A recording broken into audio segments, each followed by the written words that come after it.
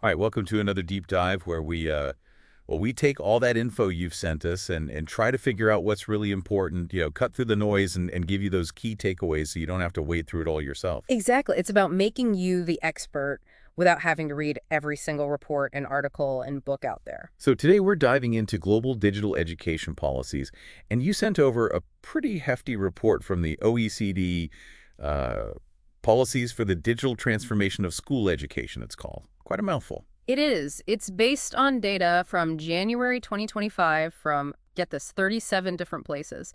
Not just OECD members, think Singapore, some regional areas within Australia, the UK even. Wow, yeah, that's a pretty broad scope. Hmm. So our mission today for you, dear listener, is Yeah, this report is like a giant snapshot of where digital education policy is at right now. And it's important to remember that when we say digital resources, we're talking about a whole lot of stuff. yeah, more than just handing a kid a tablet, But right? way more. We're talking the devices themselves, the laptops, the tablets, the software, those apps, the learning platforms, and of course, all that digital content, digital textbooks, videos, websites, the whole shebang. So let's start with the big picture. We're talking strategies here.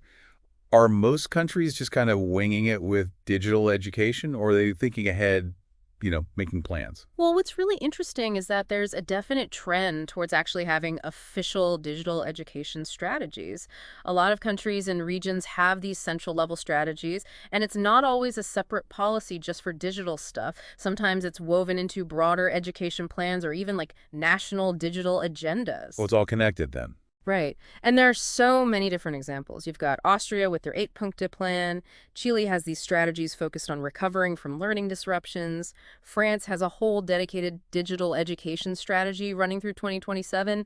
Even within Australia, New South Wales has their own digital strategy. So it's not just countries, even smaller regions are getting in on this. Absolutely. A lot of places reported having these digital education strategies at regional or local levels, too.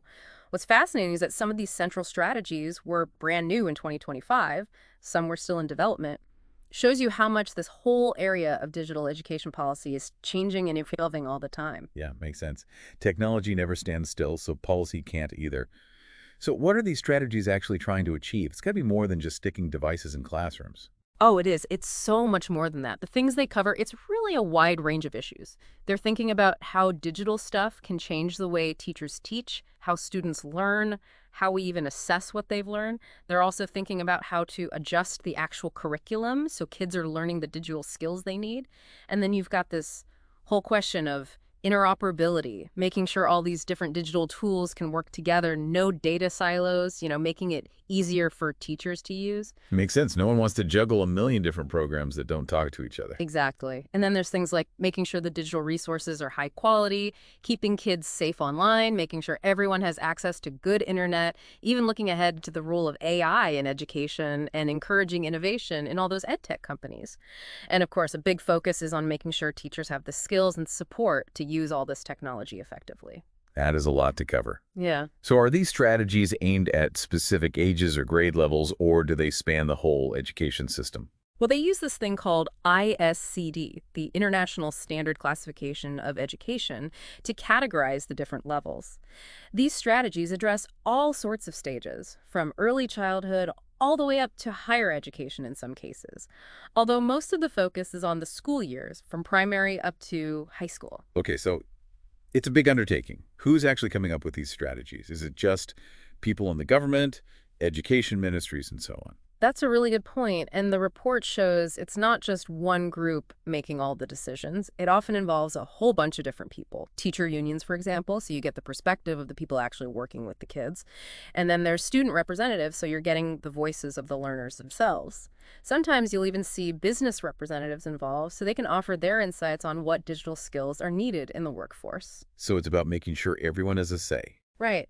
And then you've got regional and local authorities who are the ones actually putting these strategies into action on the ground. And even other government ministries might be involved, the ones dealing with technology, the economy, all sorts of things. It's about recognizing that digital education touches so many different aspects of society. So it's not just coming up with a plan. It's about making sure everyone's on board with it. But are these strategies just like nice ideas on paper, or do they actually have teeth, budgets, timelines, that sort of thing? A lot of them do get pretty specific. You'll often see dedicated budgets to make sure the strategy actually gets implemented, which shows a real commitment. Hmm. They often set clear timelines, so it's not just this vague idea of someday we'll do this. And they usually have action plans that spell out exactly who's responsible for what. And maybe most importantly, they include ways to measure whether the strategy is working. Are they actually achieving what they set out to do? So it's not just talk. It's about actually putting things into practice and seeing if it's making a difference. Now let's talk about what's actually being taught and learned. How are these digital policies changing things like the curriculum, teaching methods, even how students are assessed? One really interesting thing is how curriculum documents are going digital. Almost all the places in the study are now putting their curriculum online, which is a huge step towards accessibility. But here's the thing. Most of them are still static, like PDFs. There's just like a digital version of a printed book. Exactly. But there's a shift happening. More and more systems are experimenting with interactive curriculum documents. Imagine a curriculum that teachers can easily filter by grade level, by subject, with links to relevant resources all built in. That could really change the way teachers plan their lessons, make things much more dynamic. Yeah, that's taking advantage of what digital can really do. Yeah. Now, what about teaching students those digital skills they need? Well, a lot of systems are focusing on that. They're including digital skills in the curriculum in all sorts of ways. Sometimes it's mandated, meaning schools absolutely have to teach it. Sometimes it's recommended, more like, hey, this would be a good idea. And then there's the question of how they teach it. Sometimes it's woven into different subjects like math or science, a transversal approach, they call it. Sometimes there are separate classes, optional, or even compulsory in some cases. So different approaches for different places. Exactly. For instance, Estonia and Finland, they mandate digital skills training. Colombia, they recommend it. It really highlights how different countries are tackling this challenge of preparing kids for a digital world. Now, how is all this digital stuff changing the way we measure what students know? Assessment is definitely going digital too. You see it at all levels. From the informal assessments teachers do in the classroom to the big end-of-year exams. Even those international studies like ISOLs are using digital tools. So yeah, using digital tools to test students on all sorts of subjects is becoming much more common. So are we also using digital tools to specifically assess students' digital skills themselves? How good are they at using technology? That's a really interesting question. While using digital to assess other subjects is becoming more common, systematically testing digital skills is a separate thing that's still lagging behind. It seems like a lot of systems are still figuring out the best way to even define and measure digital literacy. It's complex. Yeah, it's not just about knowing how to use a specific app. It's about thinking critically, problem solving, all that good stuff. Hmm. Now let's shift gears a bit and talk about governance. With all this technology in schools, what kind of rules and guidelines are there? Governance is super important, especially when you're dealing with data privacy. The report found that every single one of those 37 places has data protection rules for schools. So they're all taking data privacy seriously. Absolutely. But here's the thing. There's a difference between having rules and making sure they're actually followed. Most of them offer guidance on data protection, which is great, but less than half have systems in place to monitor and enforce those rules at the school level. So there's a potential gap there. So they've got the rule book, but maybe not the referee. Exactly. And then there's the question of the quality of all these digital resources. About half of them have some kind of process to certify that digital resources are safe and effective. That includes learning software, digital content for teachers and students, even assistive technology for students with special needs. Having that kind of quality control can make a big difference for schools, helping them choose tools that are actually good for learning. Yeah, it's like a seal of approval, help schools navigate that jungle of ed tech products. Now let's talk money. How's all of this being funded? Funding. It's always a tricky one. It seems like most places share the responsibility for buying devices and software. It can be the national government, regional or local governments, even the schools themselves. So it varies depending on where you are. Exactly. A lot of times, schools have at least some say in what they buy. And when they do, they're often using money specifically earmarked for digital stuff or just general funds from the government. It's less common for them to use money they've raised themselves. Okay, so it's a mix of funding sources. But what kind of support do schools get from the government to navigate this whole purchasing process? Well, the government often plays a big supporting role. They might offer guidance on how to buy digital resources. Sometimes they'll even negotiate with suppliers on a national level to get better prices or standardized contracts. Some even pre-approve certain resources that they've vetted for quality and alignment with learning goals. And many of them set specific criteria for purchasing, looking at not just the price, but also how effective the tool is, whether it's accessible for all students, whether it works with the school's existing systems, even things like data security and environmental sustainability. It's all about helping schools make smart choices with their money. Makes sense. They're trying to help schools get the best bang for their buck. But what about the basics? Making sure kids actually have the devices and internet access they need. That's crucial, right? Equity of access is so important. It looks like most of the time it's up to regional or local governments or even individual schools to make sure students have devices. One-to-one policies where every student gets their own laptop or tablet are pretty popular, especially in high school. But they also use mixed approaches, like encouraging kids to bring their own devices, with the school providing for those who can't. So different ways to get those devices in kids' hands. Right. But here's the thing, not every country has a central plan to make sure that disadvantaged students have access. Schools often try to help, but dedicated national programs like leasing or vouchers for low-income families, those are less common. So even though the goal is for everyone to have access, the strategies to reach those most in need might not be as strong everywhere. So there's still work to be done on that front. Now, EdTech is always evolving, new products popping up all the time. How are countries fostering innovation in that sector? Most of them are really trying to encourage edtech innovation, research, and development. They're doing it in a bunch of different ways. Sometimes they'll directly commission the development of new edtech tools that meet specific needs. They might invest in public research to explore the possibilities of using technology in education. They offer grants to edtech companies and researchers, even financial incentives for developing and using effective digital tools. Some are even investing in edtech startups, recognizing their potential to bring fresh ideas to the table. So they're not just relying on what's already out there, they're actively trying to shape the future of EdTech.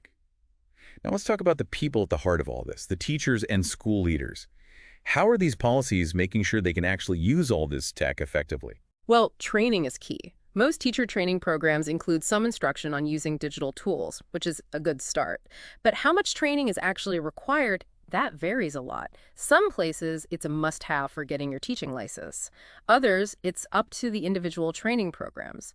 And when it comes to ongoing professional development for teachers who are already working, it's interesting that while not many countries actually require it for digital skills, almost all of them offer free training opportunities. So it's there if teachers want it. Exactly. It's about providing access to professional development, even if it's not mandatory in every case. What about formally recognizing those teachers who do develop advanced digital skills? Is there any kind of certification for that? That's starting to emerge, but it's not super common yet.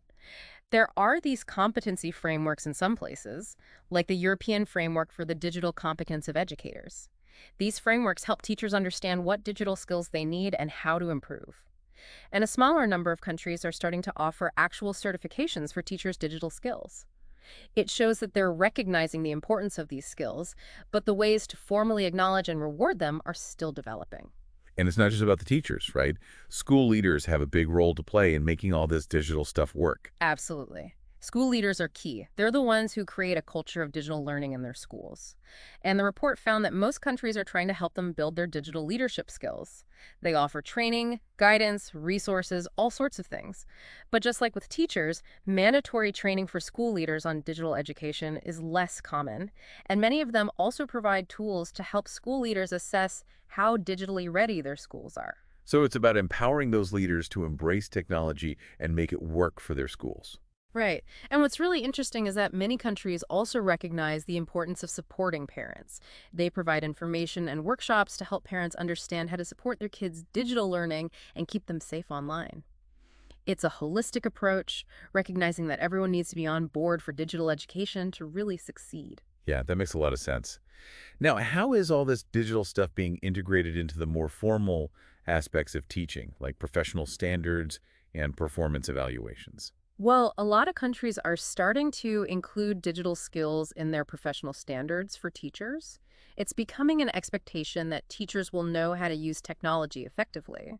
But fewer teacher evaluation systems actually look at how teachers are using digital tools in their classrooms. So there's a bit of a disconnect there, maybe. So they're saying it's important, but not necessarily measuring it yet. Yeah, that's a good way to put it. Now let's get practical. Who's in charge of actually managing all these digital resources in schools? Who's making sure they're being used effectively and kept in good working order? It varies quite a bit. In a lot of places, it's up to the school principal or local authorities to decide who's responsible for the teaching side of things and the technical stuff. Some places have dedicated roles like digital coordinators or tech support staff, but those are often part-time positions held by teachers.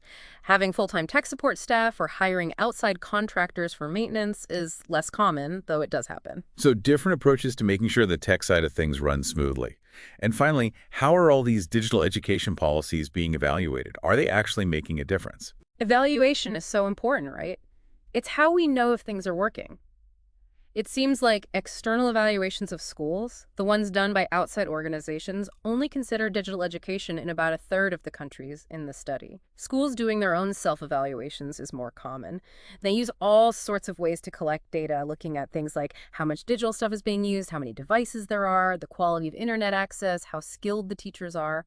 When it comes to actually measuring the impact of these policies, they often focus on students' academic skills, their knowledge in different subjects, and their digital literacy skills. They'll pilot new programs, do research studies, analyze data from different schools. There's definitely a focus on understanding the impact of all these digital initiatives, but the ways they're doing it are still evolving. So it's a work in progress. Yeah, I think that's fair to say. Well, this has been a deep dive indeed. Thanks to that OECD report you sent us, we've really gotten a global view of digital education policies. And it's clear that countries all over the world see the potential of technology to transform education. But we've also seen that there's no one-size-fits-all approach. Each country is finding its own way, and those policies are constantly changing as technology advances. And of course, there are still challenges, especially when it comes to making sure every student has equal access to digital resources and making sure all this tech is actually being used to improve teaching and learning for everyone. One of the biggest takeaways for me is this tension between having a clear national vision for digital education and giving schools and teachers the flexibility to adapt to their own unique circumstances. And then there's the bigger question. How do we make sure that all this enthusiasm for technology actually leads to real changes in the way we teach and learn? How do we avoid just using digital tools to do the same old things? So listener, as you think about all the different approaches we've talked about today, ask yourself, which ones resonate with you? What questions does this raise for you about the future of education in a digital world? That OECD report is a great starting point, but there's always more to explore if you're interested in digging deeper. And here's another thought to chew on. How do we make sure these digital education policies are built to last? Technology is constantly evolving. How can we make sure our policies are flexible and adaptable enough to keep up and prepare students for a future where digital skills are essential? Something to ponder as you go about your day. That's it for this deep dive. Thanks for joining us. We'll see you next time.